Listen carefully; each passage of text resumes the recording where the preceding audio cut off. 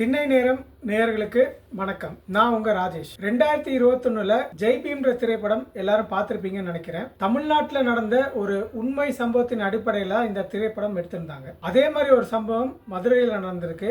அதை பற்றி தான் நாம இன்னைக்கு வீடியோவில் பார்க்க போறோம். நம்ம சேனலுக்கு சப்ஸ்கிரைப் பண்ணாதவங்க முதல்ல இந்த சேனலை சப்ஸ்கிரைப் பண்ணுங்க. மதுரை அண்ணா நகர் காவல் நிலையத்துக்கு உட்பட்ட யாக்கம்மா நகர் அப்படின்ற ஒரு பகுதியில் வேல்முருகன் முத்துலட்சுமி அப்படின்ற ஒரு தம்பதி இருக்காங்க. அந்த தம்பதிகளுடைய பையன் தான் தினேஷ்குமார். அவருக்கு கிட்டத்தட்ட 30 வயசு ஆகுது. அந்த பகுதியில் இருக்கக்கூடிய ஒரு தனியார் ஆலையில அவர் வேலை பார்த்துட்டு இருக்காரு. அக்டோபர் 9ஆம் தேதி காலை 4 மணிக்கு காவல்துறையிலிருந்து சில அதிகாரிகள் இவங்க வீட்டுக்கு வந்திருக்காங்க. வீட்டுக்கு வந்து தினேஷ்குமாரை விசாரணைக்கு கூட்டு போனோம் அப்படின்னு சொல்லி வந்திருக்காங்க. அந்த சமயத்துல தினேஷ்குமாரோட அப்பா தானும் பையனோட வரதா சொல்லும் போது அந்த அதிகாரிகள் என்ன சொன்னாங்கன்னா, நீங்க இப்ப வர வேண்டாம், காலையில 9 மணிக்கு மேல நீங்க காவல் நிலையத்துக்கு வாங்கன்னு சொல்லி தினேஷ்குமாரை மட்டும் கூட்டு போயிருக்காங்க. அதன் பிறகு வந்து ஒரு 10 மணி கிட்ட தினேஷ்குமாரோட அப்பா வந்து காவல் நிலையத்தை போய் அவர் பையனை பத்தி விசாரிக்கிறாங்க.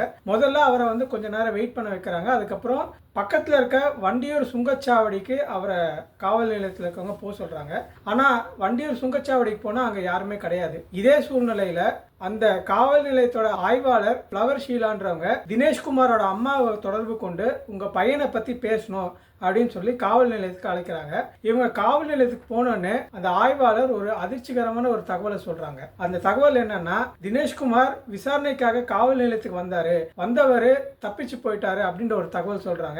அது மட்டும் இல்லாம தப்பிச்சு போகும்போது வண்டியூர் பகுதியில் ஒரு கால்வாயில விழுந்து அவர் இறந்துட்டதாகவும் ஒரு தகவல் சொல்றாங்க. இந்த விஷயத்த வந்து தினேஷ்குமாரோட பெற்றோர்கள் வந்து நம்புறதா இல்ல. காரணம் என்னன்னா, தினேஷ்குமார் கிட்டத்தட்ட ஒரு 6 அடி உயரம் உள்ளவர். அந்த கால்வாய் வந்து கிட்டத்தட்ட அவர் முழங்கால் அளவு தான் இருக்கும். அந்த முழங்கால் அளவு இருக்கக்கூடிய கால்வாயில விழுந்து எப்படி தன்னுடைய பையன் இறப்பான்ற ஒரு பலத்த சந்தேகம் அவங்க கிட்ட இருந்தது. அது மட்டும் இல்லாம இது சம்பந்தமா அந்த பகுதியில் இருக்க சிசிடிவி ஃபுட்டேஜ் வந்து அவங்க பெற்றோர் கேட்கும் போது அந்த சிசிடிவி ஃபுட்டேஜ் எல்லாம் வந்து காணாம போயிடுச்சு அப்படின்ற மாதிரி சொல்றாங்க. இந்த விஷயங்கள் எல்லாமே அவங்களுக்கு மேலும் சந்தேகத்தை ஏற்படுத்த அவங்க என்ன பண்றாங்கன்னா, அந்த பகுதியில் இருக்கக்கூடிய மனித உரிமை செயற்பாட்டாளர்களை அவங்க வந்து தொடர்பு கொள்றாங்க.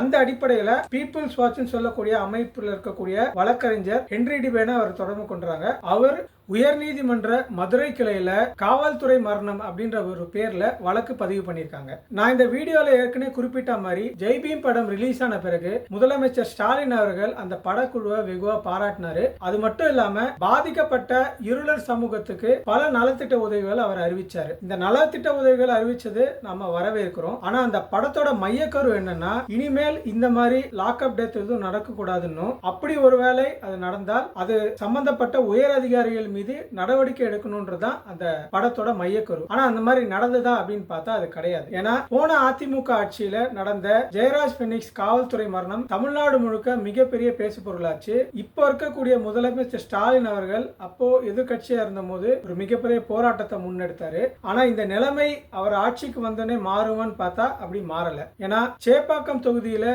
விக்னேஷ்ன்ற ஒருத்தர் லாக்அப் டெத்தால இருக்கிறாரு. அது மட்டும் இல்லாம சமீபத்துல அஜித்குமார் அப்படின்றவரும் லாக்அப் டெத்தால இருக்கிறாரு. அந்த சம்பவம் ஒட்டி அந்த காவல்துறை அதிகாரிகள் அஜித்குமாரை அடிக்கக்கூடிய வீடியோ வெளியில வந்த பிறகு தமிழ்நாடு முழுக்க மிகப்பெரிய பேசு பொருளாகுது. அந்த பிரஷர் அடிப்படையில தான் வந்து அந்த காவல்துறை அதிகாரிகள் மீது நடவடிக்கை எடுக்கிறாங்க. ஆனா இந்த விசாரணைக்கு உத்தரவிட்ட அந்த உயர் காவல்துறை அதிகாரிகள் மீது எந்த ஒரு கடுமையான நடவடிக்கையும் இன்னும் வரைக்கும் எடுக்கப்படல. இது மட்டும் இல்லாம போன அதிமுக ஆட்சியில நடந்த அந்த தூத்துக்குடி துப்பாக்கி சூடு சம்பந்தமா திமுக ஆட்சி அருணா ஜெகதீசன் என்ற ஒரு ஓய்வு பெற்ற நீதிபதி தலைமையின் கீழே ஒரு விசாரணைக்கு ஆணையம் அமைச்சாங்க. அந்த ஆணையம் வந்து சில உயர் காவல்துறை அதிகாரிகள் தான் இதுக்கு குற்றவாளின்றது அவங்க வெளிப்படையா அவங்களுடைய அறிக்கையை சமர்ப்பிச்சாங்க. ஆனா அந்த அறிக்கை சமர்ப்பித்த பிறகும் திமுகவோட ஆட்சி முடிய போது இன்னி வரைக்கும் அந்த உயர் அதிகாரிகள் மீது எந்த ஒரு நடவடிக்கையும் எடுக்காம தான் இருக்காங்க. இந்த மாதிரி குற்றங்கள்ல உயர் அதிகாரிகளோட பங்கு இருக்கும் போது அவங்க மேல எந்த ஒரு நடவடிக்கையும் எடுக்காம இருக்கிறதுனால தான் இந்த மாதிரி சம்பவங்கள் தொடர்ந்து நடந்துட்டே இருக்கு. இப்போ மதுரையில பாதிக்கப்பட்ட தினேஷ்குமார் தரப்புல இருந்து வைக்கக்கூடிய கோரிக்கை என்னன்னா, அந்த காவல்துறை ஆய்வாளர் மீது SC/ST வன்கொடுமை தடுப்பு சட்டத்தின் கீழே அவர் கைது செய்யப்படணும், உடனே அவர் பணியிடை நீக்கம் செய்யப்படணும்ன்ற ஒரு கோரிக்கை வைக்கிறாங்க. அது மட்டும் இல்லாம தினேஷ்குமாரோட போஸ்ட்மார்ட்டம் ரிப்போர்ட்டை வெளியிடணும்ன்ற ஒரு கோரிக்கை வைக்கிறாங்க. ஒருவேளை போஸ்ட்மார்ட்டம் செய்யக்கூடிய மருத்துவர் மீது இவங்க தரப்புல சந்தேகம் இருந்ததுன்னா இவங்க சொல்லக்கூடிய மருத்துவர் தான் போஸ்ட்மார்ட்டம் செய்யணும் அப்படின்ற ஒரு கோரிக்கையை வைக்கிறாங்க. அந்த வண்டியூர் பகுதியில் இருக்கக்கூடிய சிசிடிவி கேமராக்களை ஆய்வு செஞ்சு உண்மையான குற்றவாளிகள் மீது நடவடிக்கை எடுக்கணும் அப்படின்ற ஒரு முக்கியமான கோரிக்கையை அவங்க வைக்கிறாங்க. குறிப்பா இந்த சம்பவத்திலேயாவது தமிழ்நாடு அரசு வெளிப்படையா செயல்பட்டா மட்டும்தான் அந்த அரசு மேல நமக்கு நம்பிக்கை வரும். பொதுவா இந்த மாதிரி காவல்துறை மரணங்களை தவிர்ப்பதற்கு தமிழ்நாடு அரசு சிறப்பு கவனம் செலுத்த வேண்டும்ன்றது நம்மள மாதிரி பொதுமக்களுடைய நீண்ட நாள் கோரிக்கையா இருக்கு.